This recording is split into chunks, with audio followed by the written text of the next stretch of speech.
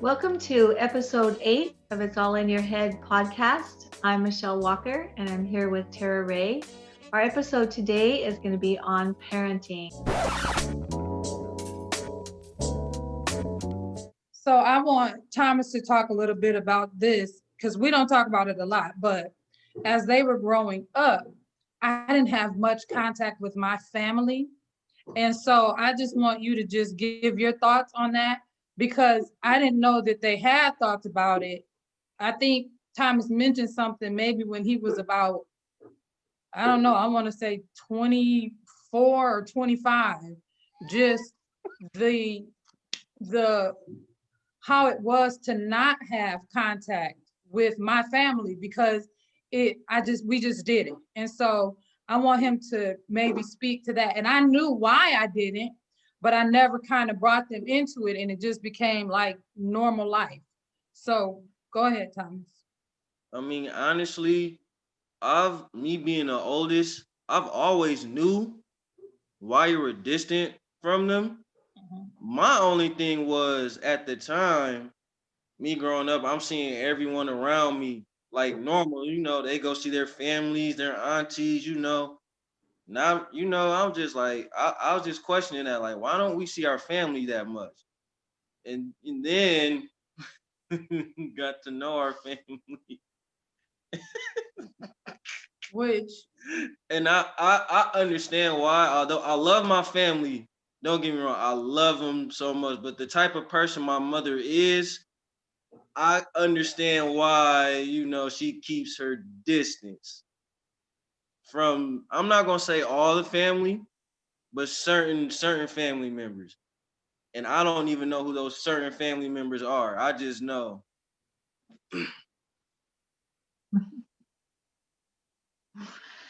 Well, do you guys want to speak on family, Mandy and Lexi, about the role of family took in your upbringing, the extended family? I can start. So, like Alexis talked about, we had a grandmother who was very supportive and one of my favorite people in the world. She was my other mom. We lived about 3 hours away from her, but we would spend the summer with her completely. Like, she would take turns, and it must have been exhausting. I know now. She would take turns. She would only be able to take one or two of us at a time. And so I remember we'd go for like 2 weeks, and then we'd meet halfway, and either we'd all go home or she'd switch off kids, even, right there, to give my mom a break. And my grandmother was a huge force in my life. And so I really think that she helped us a lot. I know she helped us financially a lot. I know that she supported, both her and my grandfather supported us that way. But as far as just being there for me, that was huge. And it was huge for me because I didn't have a father figure consistently in my life. And so I really loved spending time with my grandmother. And the great thing, though, is that I have had the opportunity. So my parents, my dad, my biological father, and my mom got divorced when I was 2. So I didn't really get a chance to know him very well. I spent just afternoons with him, things like that. But I've had a really great opportunity since then as an adult to be able to become really close to my father, because I had, the control, and I was out of my teenage where you don't want to, hang out with your dad or anything. So once I got out of that era, I was able to have a really great relationship with my father. And I do now. And I've really enjoyed being able to find out how similar we are and how we do things similarly, that I couldn't have learned from living with him because I was only 2. And so it's been really fun to get to know him. But I do think family was a huge part, at least from my perspective, of my growing up, and helped a ton because I didn't have 2 parents in the home all the time. That extended family was a huge deal. My aunts and uncles, my aunt and uncle, and all of that were very much a part of our life, and we always would visit them, and I really enjoyed that. Also has given me a wonderful perspective on what a family that I wanted to create, because I didn't know what a healthy family looked like unless I looked at other families. And so I really enjoyed my aunt and uncle, and being able to see what I wanted to make my family like.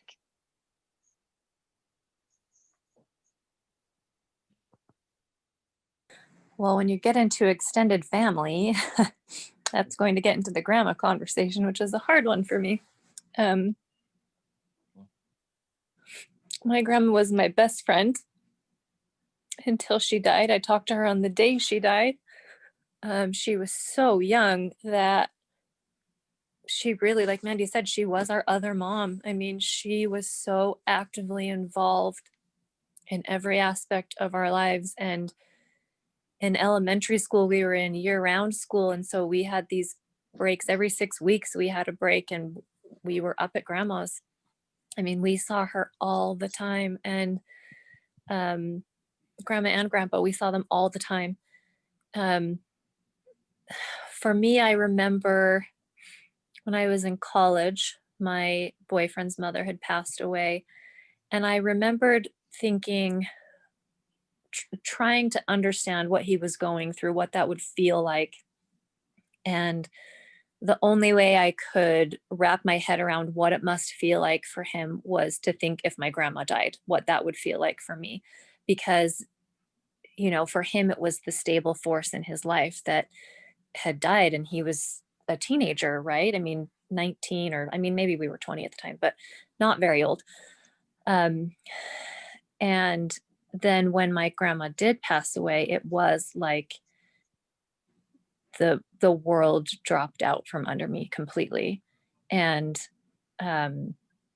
it's hard. I'm grateful for how many years I had with her, because, you know, my children lost their grandma and their grandpa on my husband's side this last year. And I said to my daughter the other day, just how mind-boggling it was to me that my grandpa is still alive and hers is not. She's 11.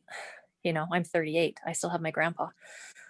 But I think for us, the extended family really was, like Mandy said, it was a window into what another family could be and what we could hope to attain someday, and what we were striving for and what the guide was. I think that for me, that was my mom's siblings and my cousins on that side and my grandparents on that side. Because for me, on my dad's side, we have a large number of alcoholics. My dad's a recovering alcoholic, and he has the majority of his siblings. He has 8 siblings. The majority of his siblings are alcoholics as well, and not in recovery. So that, you know, I had chaos on 2 sides. So in one way, extended family on one side of the family was that tiny bit of stability that I could expect sometimes. And on the other side of the family was probably what Tarra was trying to shield her kids from, right? Was just a different kind of chaos that traumatized me in a different way. And so I think extended family has an important role. I think you have to be able to judge in a positive way, like consider who are the people who I'm letting into my children's lives. And I think it's important as a child of anyone with a mental illness to understand the boundaries around your kids and your own parents, and understanding that there can be boundaries. That was a huge thing for me in that therapy session that I did with my mom, where this therapist is saying it's okay and right for you to have boundaries as an adult. You are an adult now and you have your own children, and you have to be able to put up a boundary sometimes. And I had never been allowed to have a boundary with my mom, you know? And so I do think it's important to pay attention to, like, what are my children seeing in this? And at the same time, I think shielding them from it completely can also maybe help, or maybe allow the cycle to continue. Because one thing that my kids are just learning about now, like with my dad, is his alcoholism, is things about our childhood and who he was that are different than who he is as a grandfather. And some of the things about why he's so stressed out about certain things and why his functioning is a little different. He started drinking at 15, and so his brain age is a little different than other 60-year-old men. And we have felt, my husband and I have felt, it's important to be upfront about, you know, what's going on with their family members too. And I think it's good for kids to have extended family around, whether it's a role model of what it is they want to be when they're older and what kind of family they want to have, or whether it's something where it's an example of, here's something to pay attention to recognize in other people, or something I don't want to have happen. But I think it's just really important to be able to say with extended family, to be, you know, with your own children and with yourself, to be honest about what their role is in your life and what their role isn't, and be able to set those expectations. You know, it was hard for me to have to change expectations of my mom too, because in my mind, I wanted a grandmother that was exactly like mine, right? But at the same time, that's a really tall order to ask of her anyway. And she does love to visit the kids, and she's a very fun grandma. But I think it's just important with those extended family relationships to seek out what is the goal, or I don't know, the model, I guess. What is the model? And let your kids and let yourself see that model.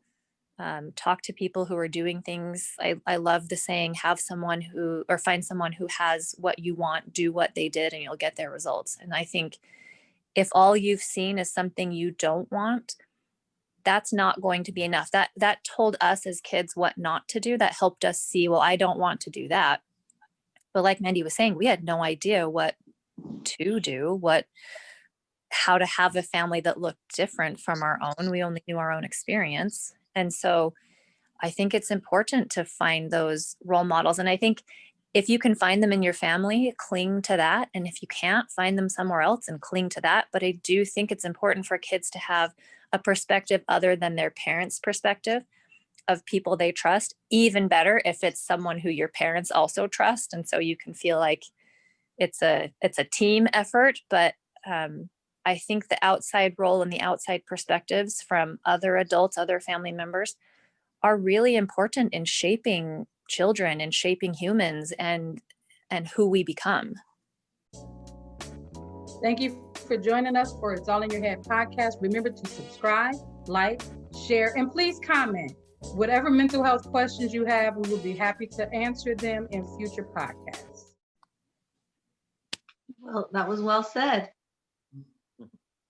And I think about, you know, my kids did not have very good grandparenting relationships, period. And so I think, and I don't know if Thomas wants to talk about that or not, but just because of how my mom was and the shielding process that I thought was necessary at the time, they didn't get that. So they don't have experiences of being able to go and stay with their grandma or anything like that. And he can speak to that because throughout his life and my marriage situation, the grandparents also changed. And so, Thomas, is there anything that just comes to mind that you want to talk about as far as that's concerned? The only thing I have to say was, like, I wish I could have been more closer with my grandmother. Don't get me wrong, you know, yeah, I knew who they were, but I wasn't close. Like, we didn't have that relationship like that. Like, I only have that with only like my grandfather. Well, the only grandfather I have left. That's the only one, you know, I still have that I'm close to as far as grandparent wise. But like I said, like, what was going on at the time, I get why you know what I'm saying, you shielded us from her for a certain amount of time. I understand that part, you know, because it wasn't always the best situations when we got together and met up, you know. But I'm just glad the times that I did get to spend with grandma, I made them count the most, as much as I could. Do you remember when she lived with us? Like, can you I do. remember, I or do. I remember all or the cats. you're the cats? And Yeah. so, and for those who don't know, and I think I've talked about it on prior broadcasts, my mom had severe persistent mental illness. She was diagnosed with schizophrenia, and sometimes were better than others. And so I guess I wonder what times, because I shielded so much, I don't even know if they felt the impact of her mental illness at any point. So Thomas, like, did you understand what was going on with mom? At the time I didn't, because you know I didn't fully know what was going on. At the time I just knew that grandma wasn't feeling right. Or it was always she's sick. That's what I heard. Like, she's sick right now. She's sick. But at the time, I didn't know it was anything. I know it was mental health. I didn't know that at the time. And I think that speaks to the level of anxiety that I had. I just wanted to, and these were things like, there would be things, and I don't even know if the kids knew, but she would hide like the biggest butcher knives underneath her bed cushion. And I would be worried about things like, what if she goes into a psychotic episode and she thinks that one of my kids is trying to do something to her? So I was always doing this like balancing act. And from what it sounds like, I did a really good job kind of hiding everything that was going on. But it was very unhealthy. And the fact that it sounds like I did it well. I don't know how, because I was able to continue to shield them from that, but I don't think that made it better. I think it fostered a certain level of codependency that if it would be different if they had been allowed to see some of those things in reality. But I was so fearful of what it would do to my kids because I knew what it did to me. And so I just kind of, if something was going on, I just made sure, like if I had to have my mom hospitalized, I made sure that happened while my kids were at school or something like that, just to make sure that they didn't see the police coming to the house. They didn't see grandma being put in the back of a police car, taken to the hospital, all of that kind of stuff. So like I said, it was all I knew to do. It wasn't the most healthy, I don't think, because again, there are lots of experiences they didn't get to have because of how anxious I was about everything. So it's just, I don't know. I mean, I know Thomas being the laid back one, maybe one of my other kids would say something different than him, but he just kind of was a go with the flow kid anyway, and he made it work. So I don't know. I mean, Thomas, what do you think? Like, it was, I don't know. I felt so like I was doing a terrible job because of I how mean, anxious but I was. but at the time, are you talking about just in general, or I like? think I think in general and specifically dealing with kind of keeping you guys away from what was going on with mom. Okay, because like I said, at the time, I didn't know none of that. Even I didn't even like you. I didn't know just until now. I didn't know the police came to the house. I didn't know all of that. So I guess as far as in general, um, like I said, with me, it just made me wanted to get into some of those things I was shielded from, because I never understood like I was just like, why are you freaking out so much? That's what I always used to wonder. But like I said, I think doing that was good for me though. Cause certain situation, like I said, my mom was over worried about, actually like helped me stay out of trouble. Like when it came to certain, like my friends growing up with, when they got into trouble, she like literally took me away from that. So I'm like, so in some ways I seen what, why she did some of the things she did. Although I didn't understand everything at the time. And it's okay. I want you to talk about that freaking out a little bit, because A I don't little know bit. if people really understand the magnitude of the freak out, but I want you to explain it, because I think that if people hear it from your perspective, it could really help somebody, like what that kind of even looked like or even felt like with you growing up. That's kind of hard to put it. Um, um, okay. This is actually a hard one for me because I'm just thinking of so many things right now. But okay, repeat the question again. Talking. I just was saying, what does that freak out thing look like? Because that is usually It the, can. Okay, since you say that, me personally, it looks kind of crazy a little bit, but it's also it's more frustrating than anything. It's more frustrating because okay, like I said, I understand like know who you are, like you're overprotective, but but what I was trying to like get you to understand is like the frustrating part was to get you to understand like this is not that you're overthinking the situation for like more than what it is. And that's why that's why I used to try to get to you growing up. Like it's not like that. You're making a whole big thing out of nothing. But I'll admit though, like, cause sometimes I didn't always call you. You know, it's not like you just were freaking out for no reason. I didn't always call you, but at the time, I didn't understand like how much you were worried at the time because I'm thinking it's no big deal, but but when as soon as I call you, you're snapping on me like, why didn't you call me? Woo. I'm like, oh, I mean, at the time I just didn't understand. That's why I was just frustrated with because I did not fully understand why you were so overprotective. I didn't fully understand that.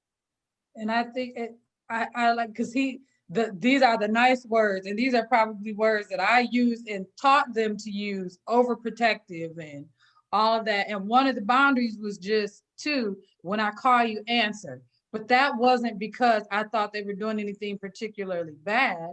It was because that helped to ease my anxiety. So if I could hear his voice while he's out, but I'm not thinking from the teenage perspective. Who stops in the middle of a basketball game to call their mom? Well, to me, it made perfectly good sense. But to them, they're like, not doing that.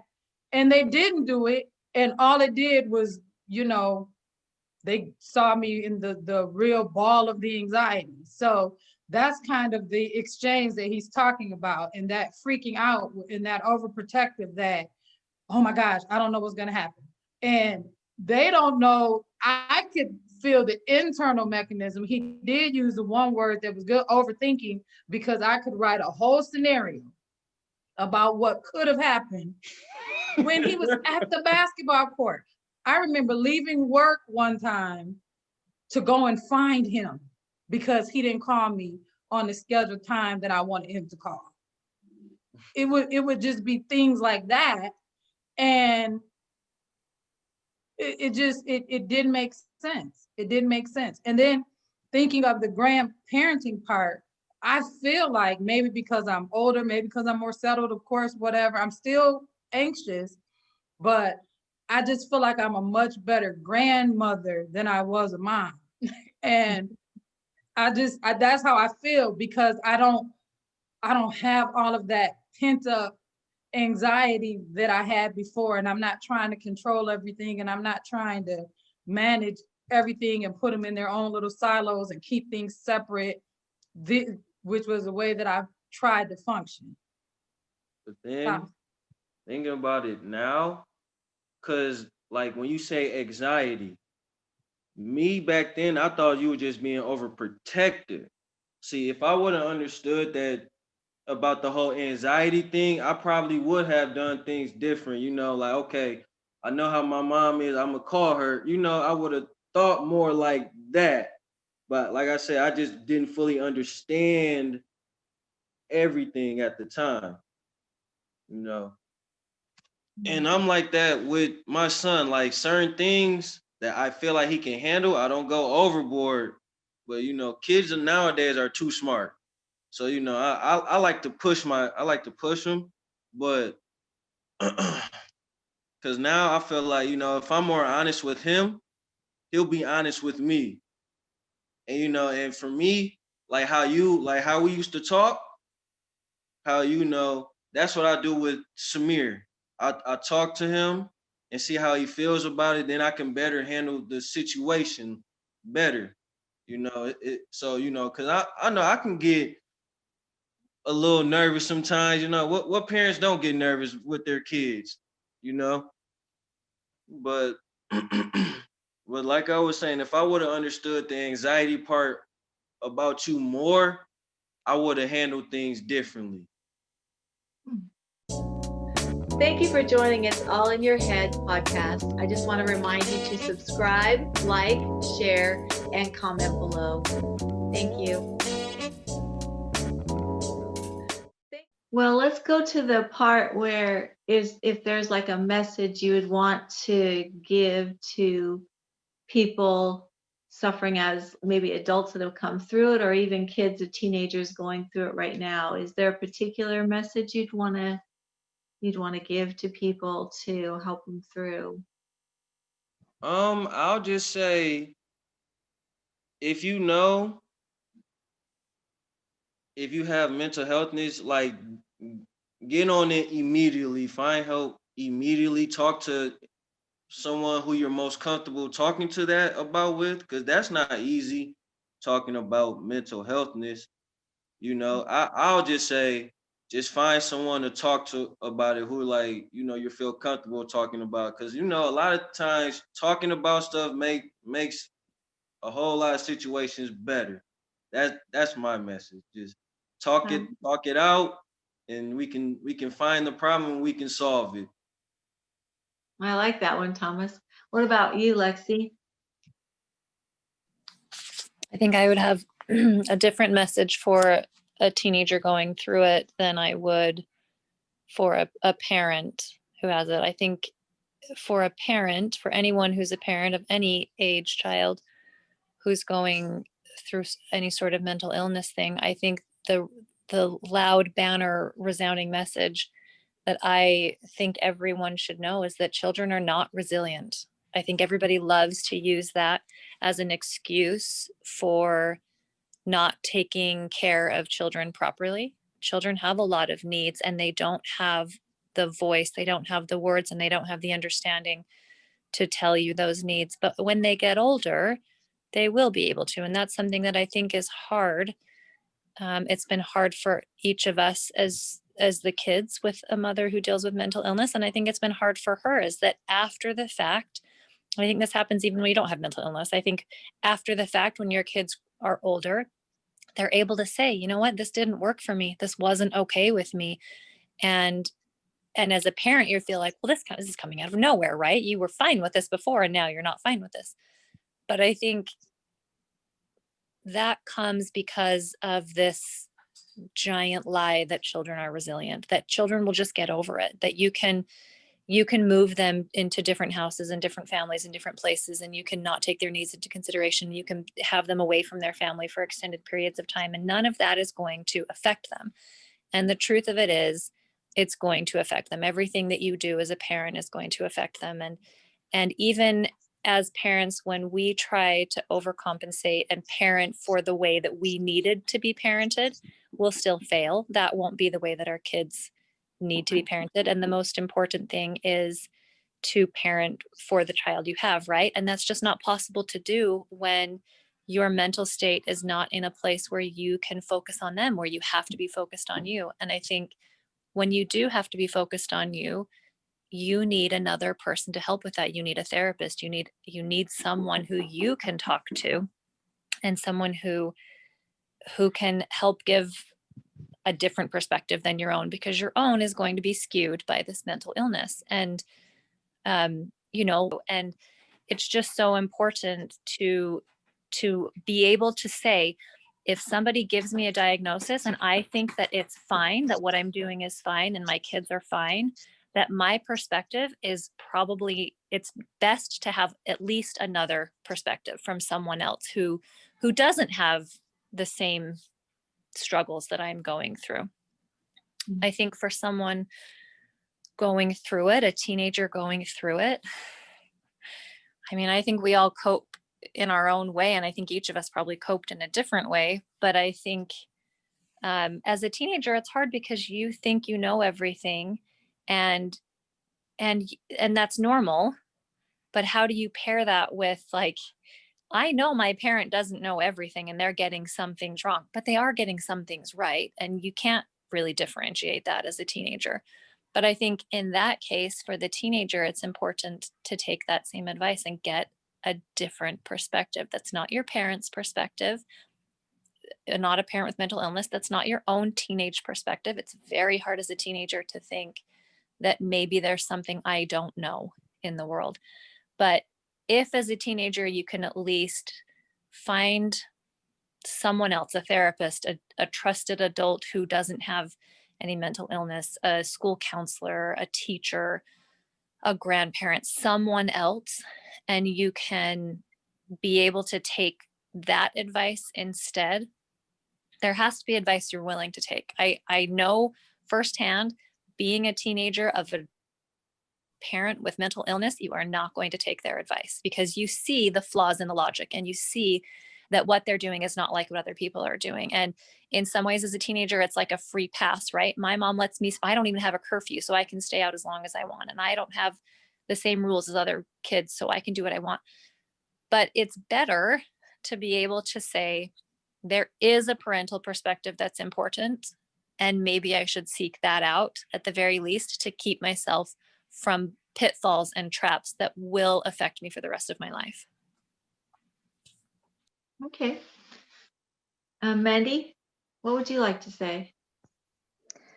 So I think that I like that there are so many people who are willing to talk about mental illness now. I think that there are so many resources out there. So if you are a child of a parent who is dealing with mental illness and you're starting to feel confused or realize that things maybe aren't the same as other people's families, which no family is perfect or the same, but that there are so many resources out there. Talk to people.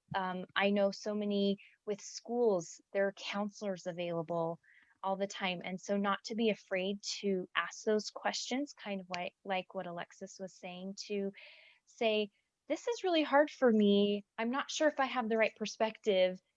What can I, what can I do? So maybe asking those questions, asking other people, finding other people so that you can kind of that village mentality. It takes a village so that you can have a better perspective on what's happening, because we only know what we've grown up with. And in our family, having been multiple generations of mental illness, I think that every generation tried to do better or tried to do it different, but they didn't know what that meant. So they did it maybe different than their parent did it in an attempt to be better. And then each generation is getting better and better and trying new things, but there are other perspectives. And so if we can find those out and you can get the help you need, find, like Alexis said, find someone you trust, find someone that you can talk to so that you can get a better perspective, and know how to help yourself, know what to do when you're in situations where you feel alone. and so that you can find ways to cope with it and find healthy ways to cope with it. I think that's the important part. And also find, and this could be someone, or for me, I said this a little bit before, but find your guiding star. For me, that was God. That might not be the same for everyone, but find someone you can trust. I felt that I could turn to God when people let me down. And so find someone you can trust, or some more than one someone that you can trust, so that to help you get through those difficult times, because being lonely is the hardest part, I think, feeling like you're the only through that. And so if you can feel like you have other people to help and support you, it will make your journey easier. Great. Can I add one more thing? I just thought of one other thing that I remember feeling as a teenager, even into my late teens and early 20s, is I was sure that if I ignored it, it would go away. And it just doesn't. And for me, it came out most once I had 3 kids of my own. And then I was in a situation taking care of 3 kids, and my husband was working all the time. And so I was alone in the house taking care of 3 kids, and it started triggering traumatic experiences from my childhood. And I think I could have paid attention to those sooner, and I could have dealt with them sooner. But I was just sure, because I felt okay, that if I ignored it, it would go away. And so I think for teenagers, for young adults who are getting, if you've survived a house where your parent had mental illness and now you're 18 and you want to go do your own thing, and you think, if I just ignore it, it'll go away, I'll do something different. Unfortunately, it doesn't. It's still in there, and your body and your mind will bring it back. And so it is important, like Mandy's saying, to reach out, to be able to say, there is something in my family, multi-generation in my family. In ours, it was that our great grandma was schizophrenic, and it just keeps going, and the cycle will keep going until somebody is strong enough to say, I want it to stop, and I will seek out therapy until I make this cycle stop. Mhm. Thank you. So, Tara, what would you like to say to kind of wind up our session today about parenting?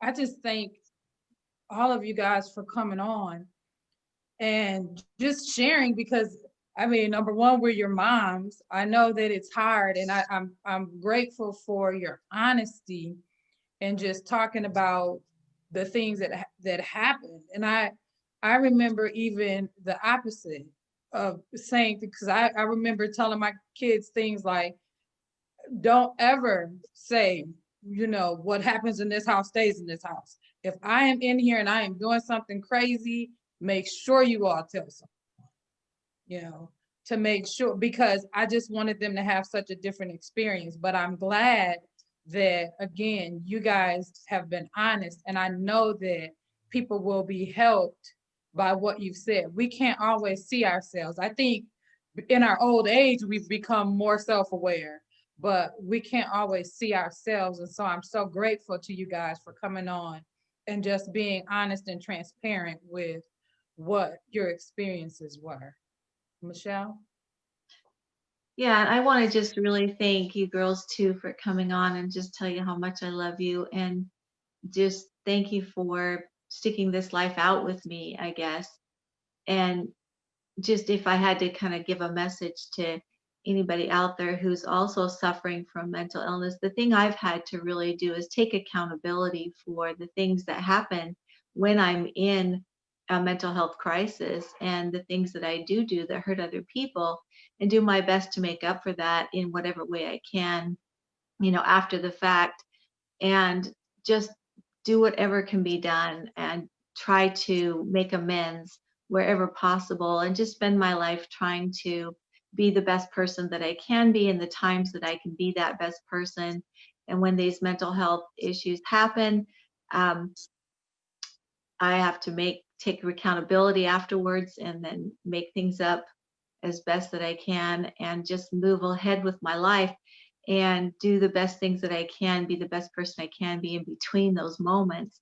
And I've been really grateful for everything that's been able to occur in between those moments, and So I want to just thank all of you for coming on today and being so open and so willing to talk about it. And I hope that it helps somebody. I hope somebody hears this and says, that really helped me.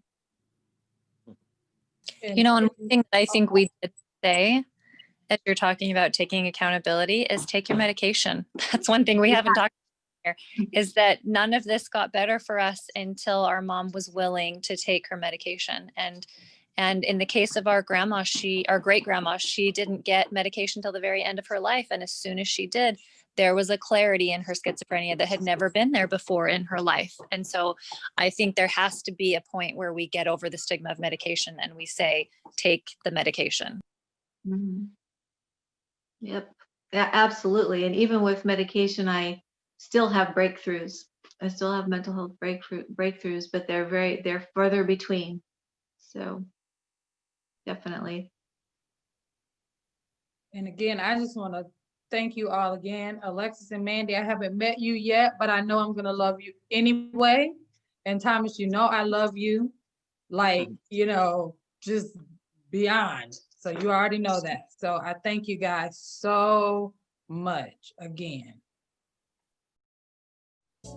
Thank you again for joining us for It's All in Your Head podcast. And remember, mental health matters.